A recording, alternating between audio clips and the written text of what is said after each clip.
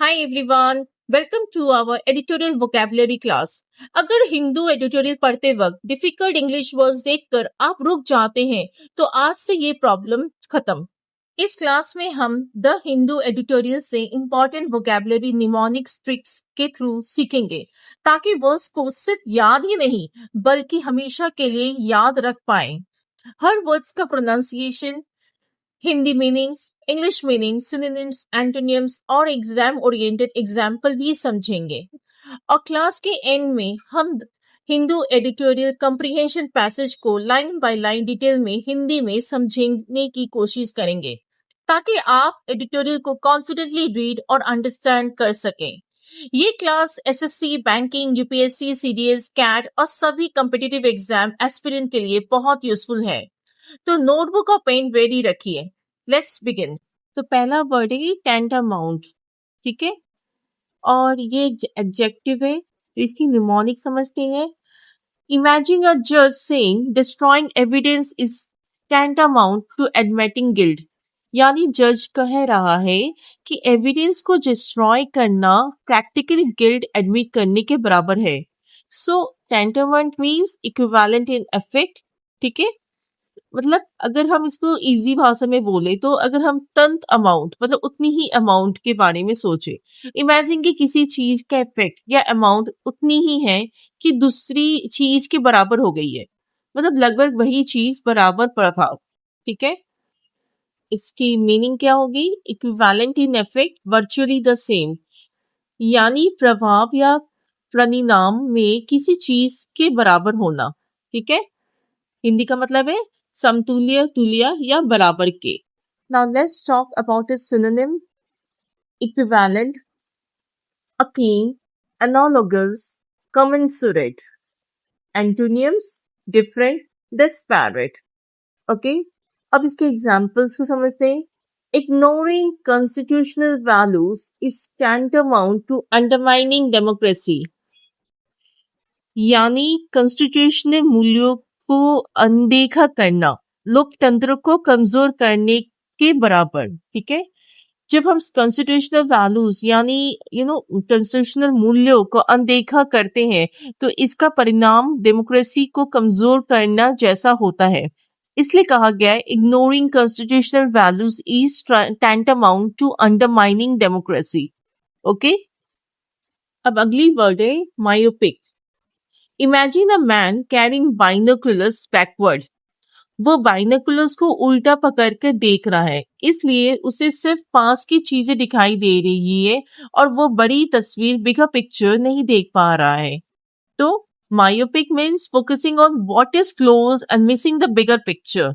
अगर हम हिंदी में समझे तो मायोपिक का मतलब है ऐसी सोच जिसमें व्यक्ति सिर्फ तत्काल या छोटी सी चीज पर ध्यान देता है और भविष्य या बड़ी तस्वीर को नहीं देख पाता, ठीक है।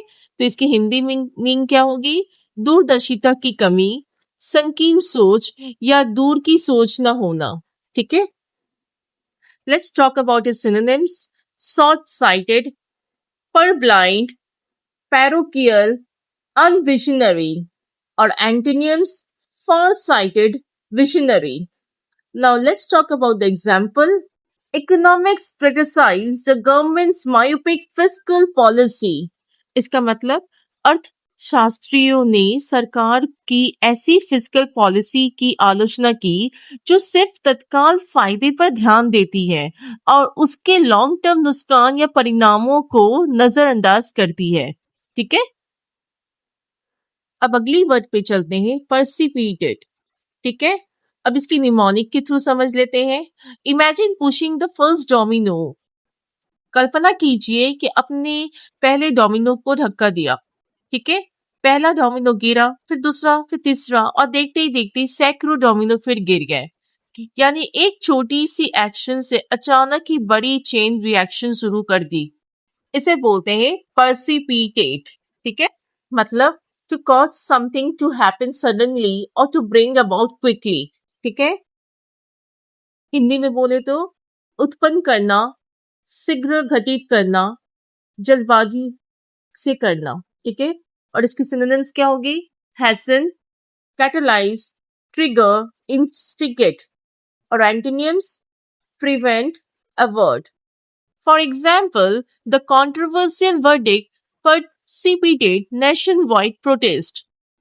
इसको आसान में बोले तो उस विवादित फैसले के कारण पूरे देश में अचानक विरोध प्रदर्शन शुरू हो गए। ठीक है, चलिए अब अगली वर्ड की तरफ, इंक्यूबेंट। ठीक है, वर्तमान पद पर आसीन व्यक्ति जो अभी उस पद पर है। अब इसे न्यूमोनिक के थ्रू समझते हैं। Imagine a minister already sitting in the officer chair. कल्पना कीजिए कि एक मंत्री पहले से ही अपने पद की कुर्सी पर बैठा हुआ है। जब तक वो उस कुर्सी पर बैठा हुआ है और उस पद को संभाल रहा है, तब तक वो उस पद का इंक्यूबेंट है। ठीक है, इंक्यूबेंट का मतलब जो व्यक्ति वर्तमान में किसी पद पर बैठा है। ठीक है, इसकी मीनिंग क्या होगी? The person currently holding an official office और पोजीशन। ठीक है, और इसकी हिंदी मौजूदा अधिकारी। ठीक है, अब इसकी सिनोनिम्स की बात करें तो current office holder, office bearer, functionary, और एंटोनियम्स सक्सेसर, चैलेंजर। ठीक है, for example the incumbent president is seeking a second term in office। यानी जो राष्ट्रपति अभी पद पे है वो दोबारा राष्ट्रपति बनने के लिए दूसरा कार्यकाल चाहते हैं।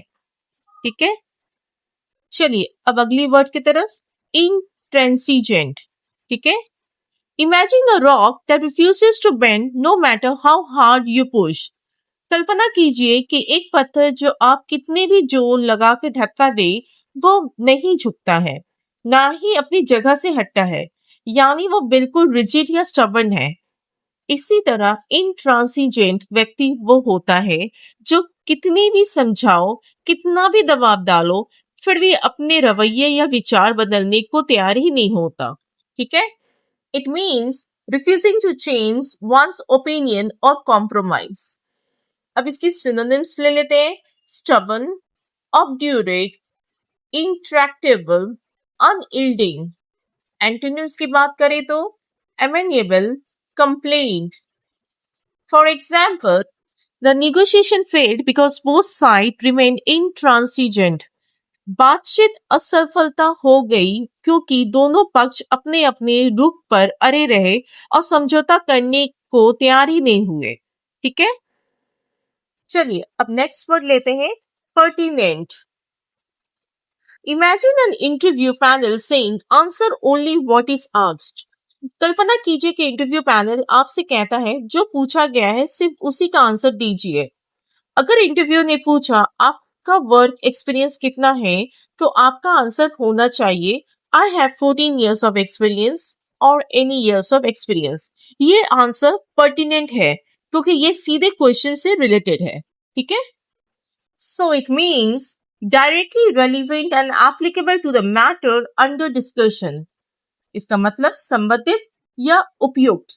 ठीक है, और इसके सिनोनिम्स की बात करें तो रेलिवेंट, एप्लीकेबल, जर्मन और एपोजिट, और एंटोनिम्स irrelevant, immaterial। ठीक है, for example the committee asked several pertinent questions on electoral reforms।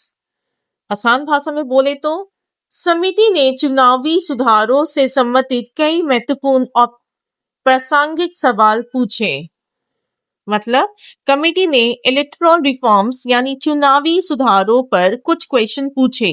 ये क्वेश्चन उस टॉपिक से डायरेक्टली रिलेटेड थे, इसलिए इन्हें पर्टिनेंट क्वेश्चन कहा गया है। ठीक है, चलिए आपने सारे मीनिंग्स को नोट कर लिया। अब चलिए हम एक एडिटोरियल पैसेज के थ्रू इस वर्ड्स के मीनिंग्स को समझते हैं। The need for better governance. The incumbent government has promised major electoral reforms, but its myopic fiscal policies have raised concern among economists. Experts argue that ignoring constitutional values is tantamount to undermining democracy.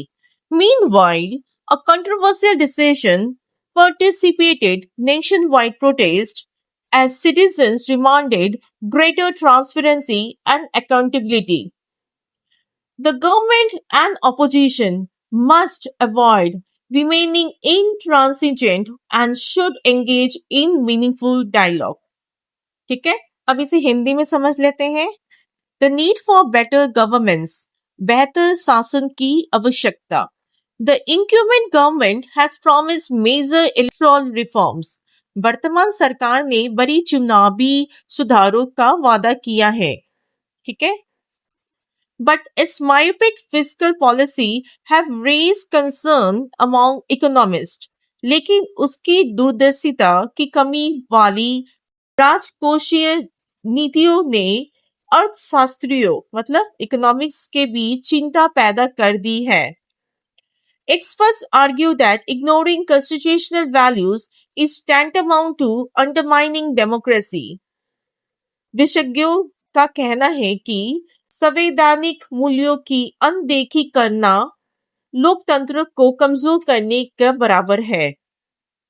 Meanwhile, a controversial decision precipitated nationwide protest. एक विवाद, अभी जो विवाद चल रही है ना, तो आप उससे भी सोच सकते हैं. इस बीच एक विवादास्पद फैसला ने देश भर में विरोध प्रदर्शनों को भड़का दिया, जो अभी जंतर मंतर में नीट परीक्षा की वजह से हो रहा है. तो आप उस टॉपिक को यहाँ सोच सकते हैं. As citizens demanded greater transparency and accountability, क्योंकि नागरिकों ने अधिक पारदर्शिता और जवाबदेही की मांग की. The government and opposition must avoid remaining intransigent. सरकार और विपक्ष को अपने अपने रूप पर अड़े रहने से बचना चाहिए. And should engage in meaningful dialogue. और उन्हें सार्थक बातचीत में शामिल होना चाहिए. तो आपने देखा कैसे मोदी जी ने एक वीडियो ने पूरा वायरल कर दिया और सेकेंड डे एजुकेशन मिनिस्टर को इस्तीफा देना पड़ा. और आज का विषय ऐसा है तो मैंने सोचा क्यों नहीं इस विषय it's a very hot topic, तो मैंने इसी एडिटोरियल पैसेज को यहाँ पे रखा है. आज की क्लास कैसी लगी? अगर आपको यह वीडियो यूजफुल लगा हो तो लाइक जरूर कीजिएगा.